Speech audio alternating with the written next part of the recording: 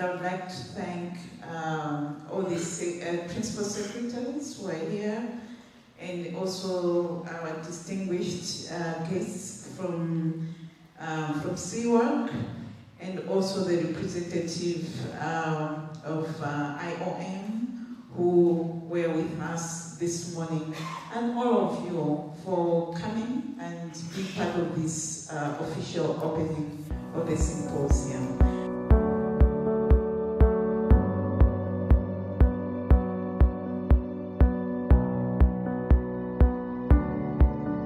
Provide a forum for sharing information, lessons, experiences, and best practices in combating trafficking in persons.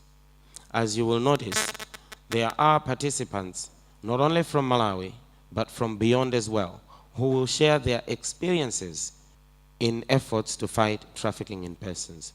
And so this provides an opportune time for us to learn how they have approached trafficking in persons, given the unique forms and trends of trafficking in their countries. And so we can relate to that and find a common ground to finding solutions to this problem. The second is to explore opportunities and synergies for strengthening global, regional, and national collaboration in combating against trafficking in persons.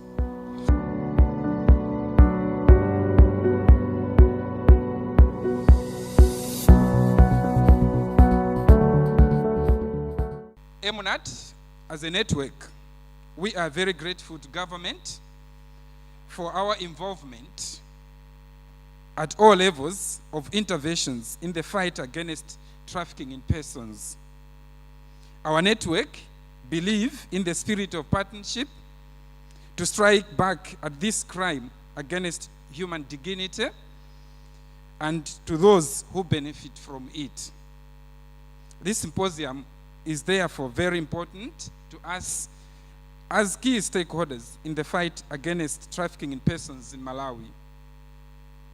We will wisely use this occasion to share experiences, share notes during what happened during the year, learn from the global experts, and prepare ourselves for the implementation of the National Plan of Action against Trafficking in Persons. Ladies and gentlemen, all my seniors, the network, which is MNAT, is therefore very grateful once again to the Conference of Western Attorneys General for not only sponsoring the symposium, but also sending experts in anti-trafficking in persons efforts. Ladies and gentlemen, there could not be a better time than this time to MNAT when we have amidst us experts in anti-trafficking in persons issues. We therefore commit MNAT to support the state in the implementing both the National Plan of Action against Trafficking in Persons and enforcement of the Trafficking in Persons Act, also to fully support the Conference Western Attorney General's CWAG achievement of its plan for Malawi and Africa.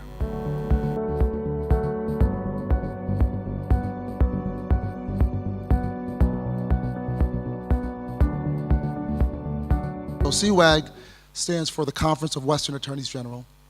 It's been around over 20 years. It's an organization that started in the United States, primarily focused on the 15 Western states in the United States, working with state attorneys general's offices, training assistant attorneys generals, working with the leadership in the offices to build capacity, working on issues related to the rule of law, issues related specifically to the West in the United States, everything from water rights, land rights, mineral rights, but over the years, the Conference of Western Attorneys General expanded.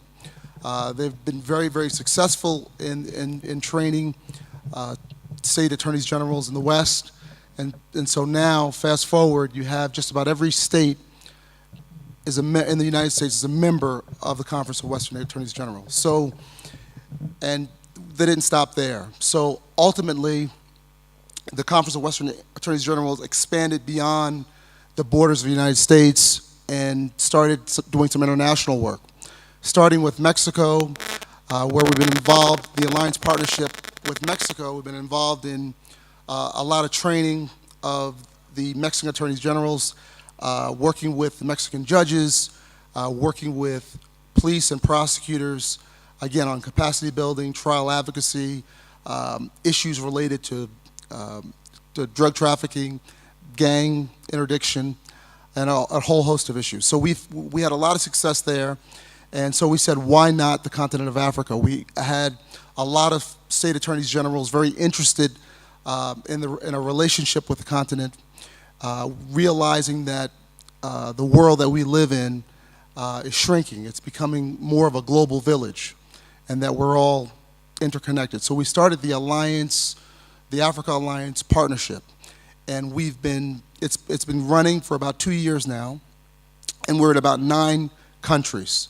addressing issues such as human trafficking, issues such as as money laundering, transborder crimes, issues related to trafficking of wildlife, and much, much more. So we've been in Kenya, South Africa, obviously Malawi, Zambia. We were just in Rwanda on issues related to money laundering. And so we continue to grow and expand, and the idea is that we want to build a relationship and help countries build capacity. We want to share best practices.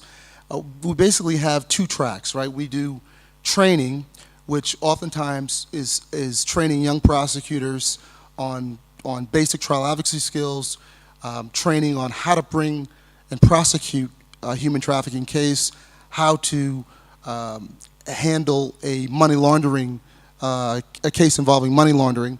But we also do larger symposiums where we exchange ideas on the large issues of the day, where it's more about bringing awareness, similar to what we're going to do here today.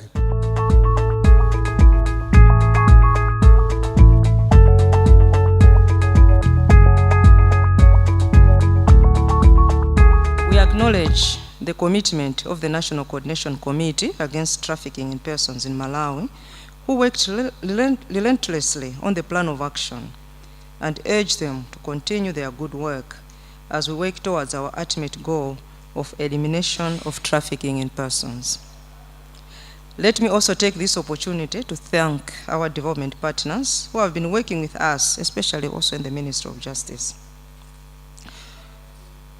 this far in this goal towards eradicating trafficking in persons. And it is my hope that our partners will continue to work with us to achieve the goals set in the National Plan of Action. It is pleasing to note that the Plan of Action acknowledges a much-needed holistic approach to the interventions by all stakeholders towards eliminating trafficking in persons in Malawi. The National Human Rights Action Plan also lays out concrete measures to eliminate trafficking in persons. The National Human Rights Action Plan will operate in consonance with the National Plan of Action Against Trafficking in Persons. As we work towards eliminating trafficking in persons as a nation, we all need to work together. This is why this momentous occasion is vital, so that we forge partnerships, share and exchange ideas across various disciplines on practices to be adopted to effectively combat trafficking in persons.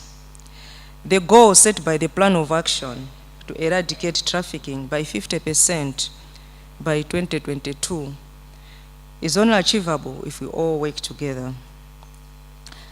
I would like to commend the Ministry of Home Affairs in collaboration with Malawi Network Against Trafficking in Persons, MNAT, with support from Conference of Western Attorneys Generals, CWAG, US, for organizing this symposium.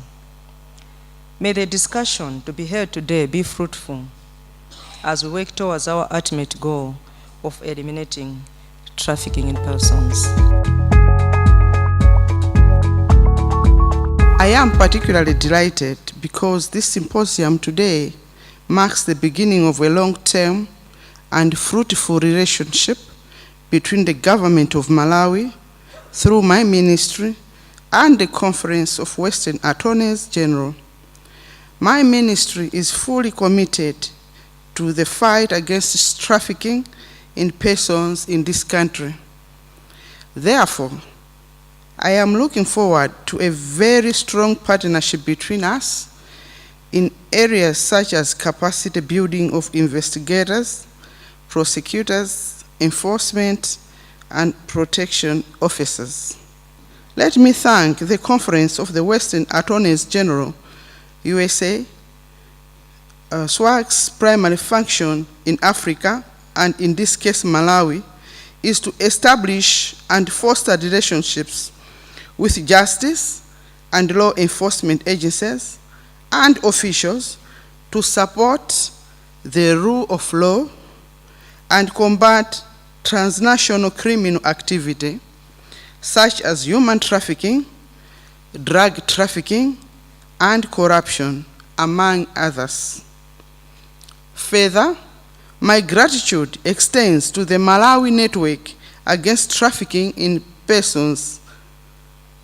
This symposium, therefore, would not have taken place without the support of CWAG and MNAT.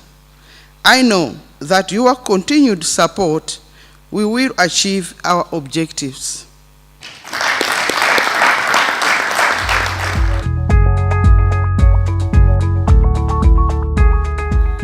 In the United States, for human trafficking, we look at it to prevent sexual abuse of children, child sexual trafficking, child pornography. While in Malawi, you recently passed the Human Trafficking Act in the United States in the year 2000, the federal government passed the Trafficking Victims and Protection Act. And there we defined human trafficking, we created new crimes related to trafficking, and importantly, created remedies.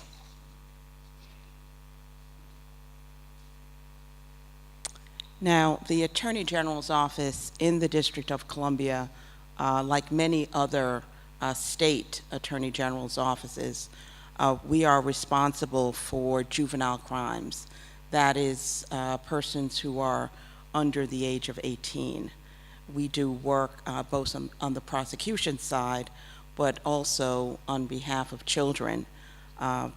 Essentially, the laws surrounding the child welfare system dealing with abuse, neglect, and foster care.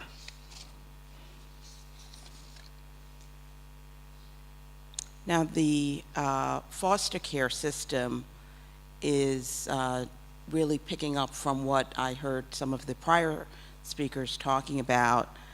That is where you find many victims of trafficking. And what we have found is that 50 to 90% of trafficking victims have come from the foster care system. And if you really take a moment to think about that, these are children who are, wards of the state and put in the care of the government, who are the ones who are ending up being trafficked. So it is almost the pathway to trafficking. One of the areas that we are working a lot in the District of Columbia's Attorney General's office is sex trafficking of children.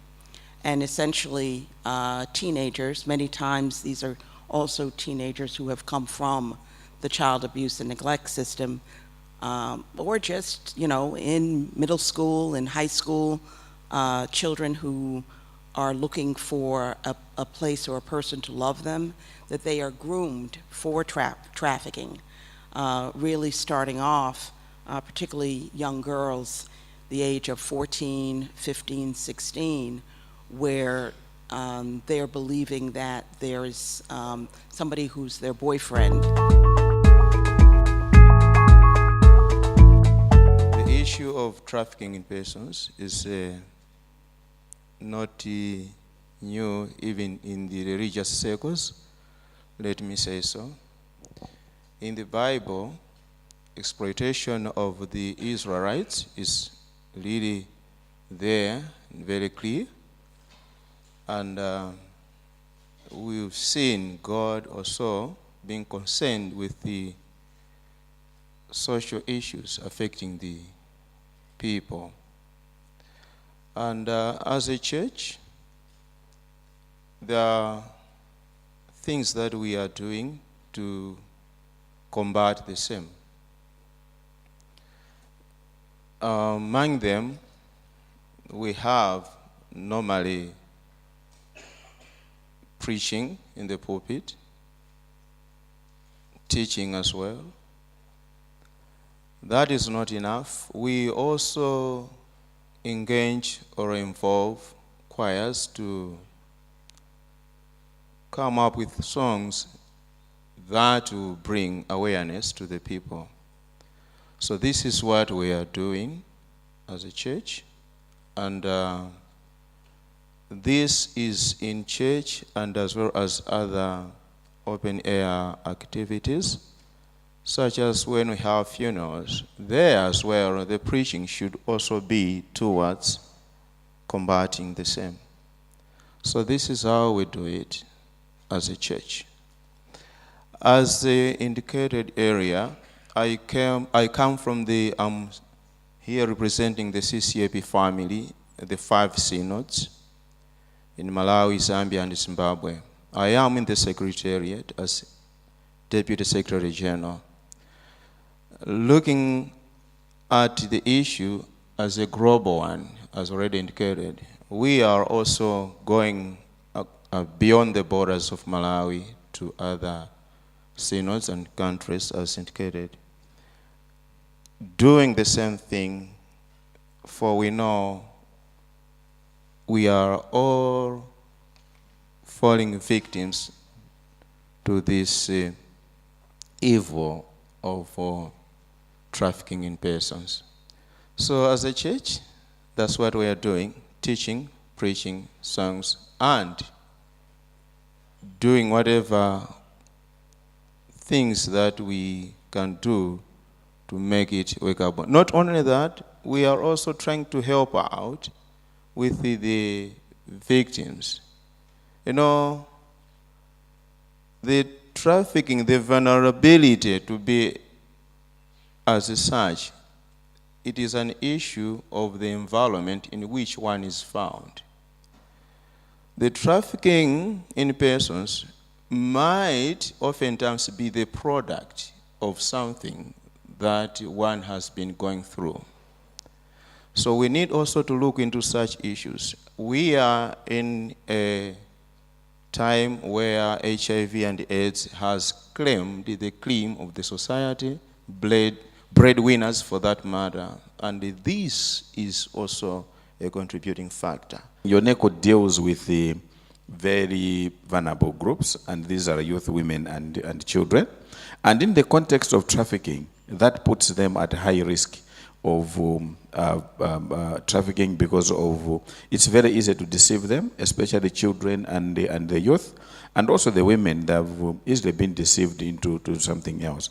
Vulnerability comes because of one, poverty, illiteracy levels, which is education, and also the environment in which they are operating in the context of trafficking. Let me start by saying that looking at the work that we are doing as UNECO, I would want to place prevention of trafficking at 3 levels. Firstly, let me talk about primary prevention, which focuses on issues of poverty, which underpin trafficking, and therefore the issues relating to economic activities are key in UNECO to be able to deal with issues of trafficking. Again, in terms of primary prevention, I would also want us to focus a little bit. We do a lot of work around the community empowerment approach. The community empowerment approach creates an environment where trafficking can be prevented. So you are looking at awareness raising, which I think Natalie talked quite a lot about. Communities are empowered with information to make sure that they respond to issues of trafficking. Setting up what we call community vigilantes. These are community groups that would be able to say, hang on, something is happening here. When they see someone strange in the community, how do they react? So the community structures, community rights committees, community child protection committees, ensuring that they're empowered with information to be able to deal with that. Trafficking has got a lot of counseling aspect, and therefore we also use counseling as a key prevention tool. So looking at what Natalie was talking, engaging the victims and the like, we use a lot of counseling techniques to make sure that they don't fall victims again of the trafficking. Then issues of education is an element of our programming. Then the big component that we forget in most cases, which I think Natalie also highlighted too, is the issue of the parent. Where does the parent fall in this context?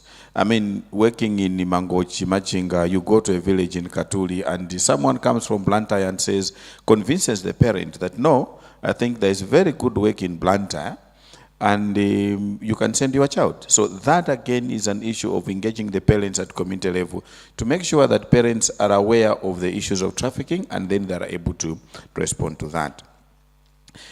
We also do quite a lot of work in terms of prevention, dealing with the demand side, where these are now the traffickers who are demanding the services. So by supporting efforts of punitive punishment, actually I was embarrassed last week when one police officer said, you know, in Machinga, Zomba, Mangochi, people are afraid of Yoneko more than the police. And I said, hang on, I'm not a policeman. Why should we be afraid of? But what we are known for is to do advocacy, to make sure that even the courts will follow you quite closely and even say, hang on, this sentence is not, we think it's not adequate. And I know sometimes we have stepped on your toes, Austin, because of that. But we think that it's important that we do advocate for punitive punishment.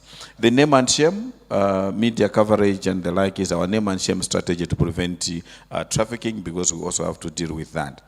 Then you also have to look at the secondary component of trafficking, which then looks at issues of reporting and creating spaces for trafficking. So for example, Yoneko is the manager of hotlines. We actually have 3 hotlines. And I was happy, Natalie, that the issues that we have in our hotlines were actually highlighted. Because I know internally when we were discussing the 3 hotlines, people were like, hang on, why do you want a drug hotline to be inclusive? And yet we know that trafficking and drug and substance abuse go hand in hand. So we have 3 lines. One is 116, which is a child helpline. The other one is 5600, which is a gender-based crisis hotline. And then you have 6600, which is a drug and substance hotline. The first hotline, 116, is free to the caller and to everybody else, because the Malawi government adopted it in 2011. It's a Ministry of Gender hotline which is responsible for that, and therefore MACRA is paying fully for that. We want to appreciate MACRA for that. I thought Maxwell was going to give an award to MACRA, because that is quite key, having given that.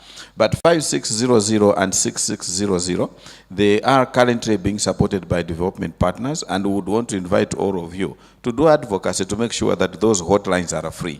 Because if they are free to the caller and free to us, it will be far much easier to provide the service in that context. Then we also have safe homes. We have one safe home which was purposely constructed in the north, and then we have got a safe home in Zomba. We also have helped Malawi government to manage the social rehab center as a place of safety for that. Then the other component that we also do that I would also want to share is support the implementation of the child online protection. And I saw the poster that was going on around, and I said, my God, the child online protection is to make sure that children are protected online. And currently, the MACRA and the Means of Information are championing that, but Yoneko is already advanced in terms of creating the tools that are supposed to be available for that. I told you, Austin, that it's not good to give teachers short period. The other thing is focusing on those that have been trafficked as a prevention mechanism, a secondary prevention mechanism. Because when they have been trafficked and they come back, what do? You just leave them. When you leave them, you are putting them at risk again of being trafficked because the issues have not been addressed. So in those people that have been trafficked and have come back, we are looking at issues of counseling as a critical component to ensure that they are not trafficked back to where they were, and also looking at the livelihood opportunities, because those are key in that context. The issue that I want to raise that we need to probably think about a little bit more, I know that as UNECO we have now developed an application, which is an Android application that can be used for that particular group. But this is for people who are high class, whom we assume that they are not at risk. But I want to tell you that one of the things that I have gotten into is where a child in area 10, and sorry if you are living in area 10, when a child in area 10, 12 calls and says, you know, we are tired of our parents locking us in the house and thinking we're going to be talking to the videos and television. These are children who are living in the high places, middle and high class people who have access, unfortunately I left my phone there, have access to tablets, they have access to high-tech technology, and they are at very high risk of getting into to be trafficked because they are on their own, you don't know what they are doing, and you need to monitor that in terms of primary prevention. Let me quickly mention that one colleague called me and said, my daughter is always in the bedroom with her iPad. She loves it. And so I said, oh, okay. Then I said, can you go and check what she's looking at? So I gave her some tips in terms of, I told you I'm 12 years, so when it comes to IT, my IT team has made me to know it a little bit more. So I went into the iPad and looked at what is there. When I told her to do that, guess what? It was all pornography on the iPad for an 11-year-old girl. You can imagine what happened next. Thank you. I'm Tuonge Tembo from Love Justice International. And I think on the program it says we're Tiny Hands International. So that is our previous name. We've had a name change. I hope you can just scratch Tiny Hands out and put Love Justice International on the program so that you can know and understand who we are. But yeah, so we started actually in 2004 internationally in Nepal, and now we're moving our projects basically in Malawi. So your question might be, what does Love Justice do? Love Justice focuses specifically in transit monitoring or border monitoring.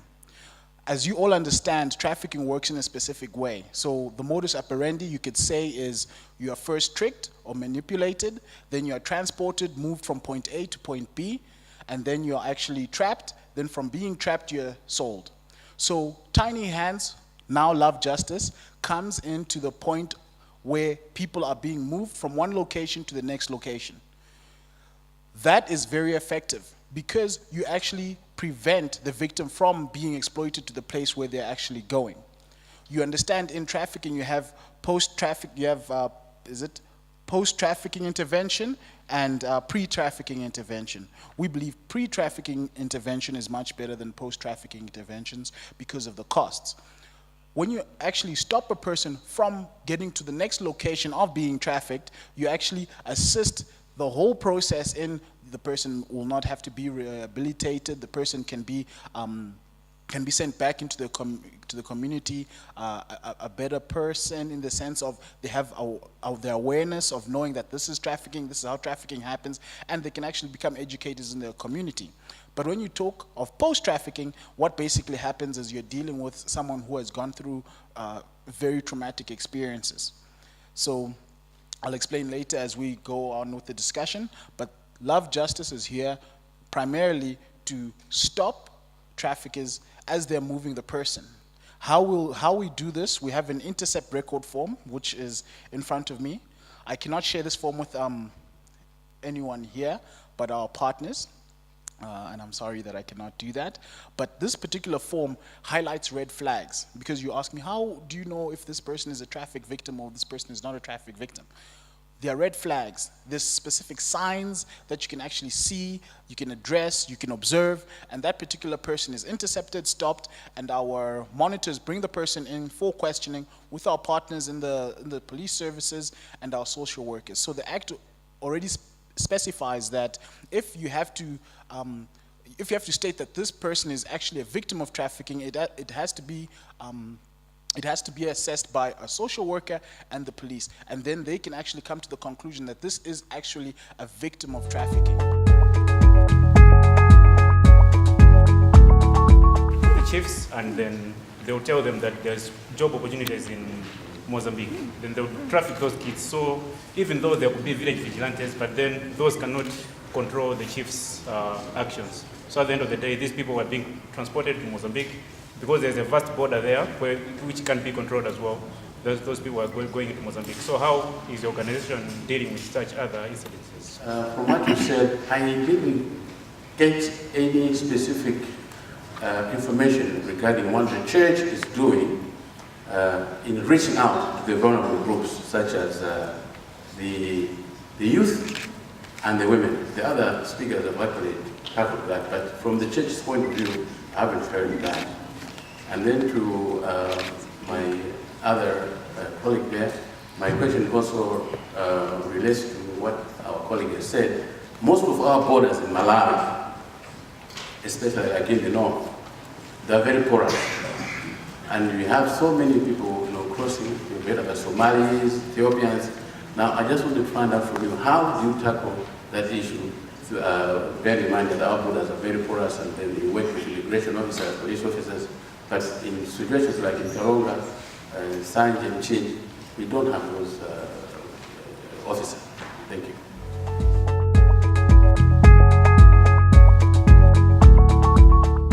NAPTIP's operation, NAPTIP's mandate is centered on 5 strategies. We have a 5-pronged strategy, which is policy, partnership, prosecution, protection, and prevention. This is in line with the United Nations and the international acceptable standards of trafficking in persons and the fight against trafficking in persons. You find out that these intervention principles, intervention mechanisms are centered around these 5 Ps, we call them, 5 Ps. This is policy. In policy, what do we mean? Policy, Nigeria has certain policies, certain documents, regulations, white papers that we use to make sure that issues of human trafficking are being really fought to the standstill. Prevention. This is a key tool in fighting trafficking. I heard the panelist when he was talking about detection, he was talking about making sure, because if you don't detect, if you don't prevent, then you cannot cure. So if you prevent, at least you nip the attendant effects or whatever in the bud. So now prevention is the mainstay of our mandate. We use conferences, workshops, advocacy, grassroots sensitization, mass media campaigns aimed at creating public awareness. Then we have various prevention methods, then traditional media, TV, radio jingles, and all that. These are the things that enlighten people on the ills and dangers of trafficking, for them to be aware that this hydra-headed monster is with us, and we should avoid it. We should make sure that we avoid it and then be safe in the society.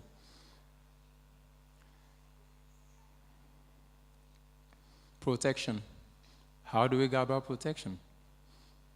We provide shelter and protection for the rights of trafficked persons and other rehabilitation and reintegration into society. Protection strategies employed by the agency include, we have a national referral mechanism. When we find victims are brought to the agency. We collaborate a lot with especially NGOs and other faith-based organizations who have trafficking in persons and rehabilitation of victims or care of victims of trafficking as their main objects.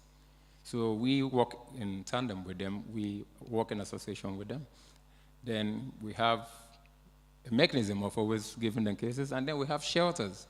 We have 9 zonal commands across the Federation, and we have victims of trafficking shelters by which we keep these trafficked victims. When they are rescued from their traffickers in the course of trafficking, when they are being taken out of the borders, out of the shores of the country, you find out that when they are rescued, you don't put them back into the society, you don't make them vulnerable again by making them be vulnerable to the same traffickers who trafficked them before.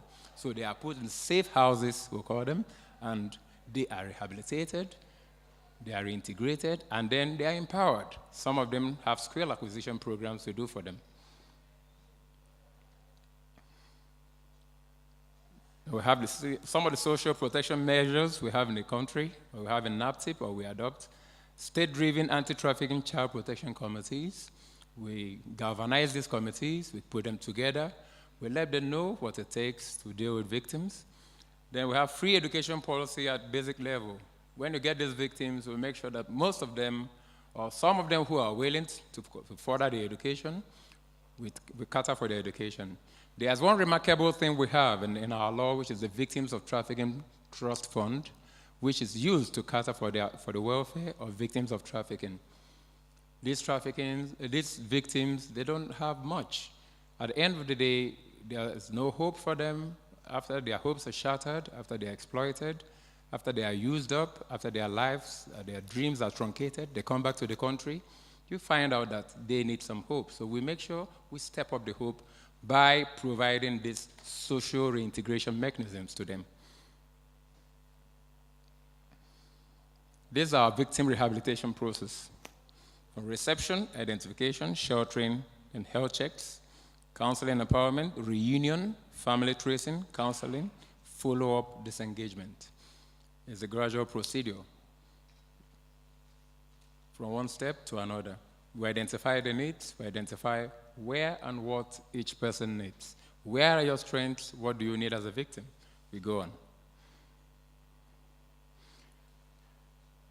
And these are statistics we have about rescued victims across all other countries in Africa, because Nigeria is like the hub in Africa. Nigeria, going by the population, the most populous country in Black Africa, in the Black world. We are the hub. We find that there are a lot of trafficking to these neighboring states, Ghana, we have Burkina Faso, Togo, Mali, and all that. So these are the number of victims we've recovered over the years from there. We've recovered about 357 in the past, since inception. Prosecution. This is one of the most effective ways of dealing with human trafficking. One of the most essential functions of the law is the deterrent function it serves. Law is meant to serve the deterrent function. When people are put behind bars, when people are made to be responsible for their acts, for their actions, for the infraction of the law, you find out that people, it tends to kind of clip the wings of these human traffickers. So we go on and we prosecute. Not just prosecuting, not just prosecution, we go on to make sure that assets of these traffickers are seized. There are special procedures for that. They have assets, and we do assets tracing. And while in the course of investigation, in the course of prosecution, we'll make sure that we obtain an interim attachment order, attach the properties in court, and then the court may make a final forfeiture order. And the good thing about this is there's a special Victims of Trafficking Trust Fund where the proceeds of these seized and disposed properties of traffickers are paid into for the general well-being of the victims.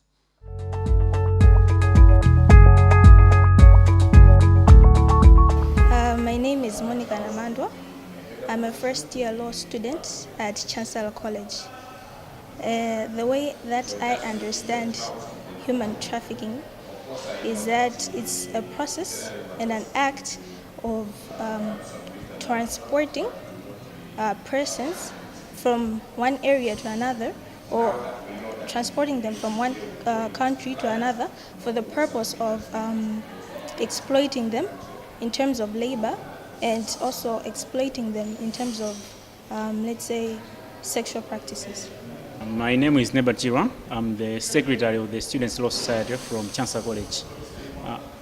For me, I think just an extension of what she said, human trafficking involves a lot of facets.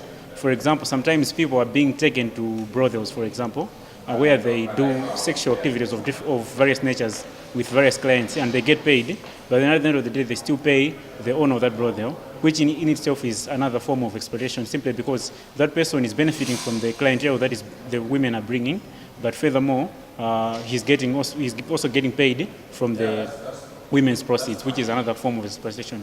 Furthermore, the tenant system in Malawi, in the tobacco estates and in the tea estates in Cholo and Kasungu. You find that there's a lot of exploitation which is going on there. People are being taken from different districts of the country and being taken to the estates where they are working at Miaga salaries, and then they're also exploited in the form that they also have to pay rent to the owner of the estate, which is another form of exploitation, and it's also a form of human trafficking.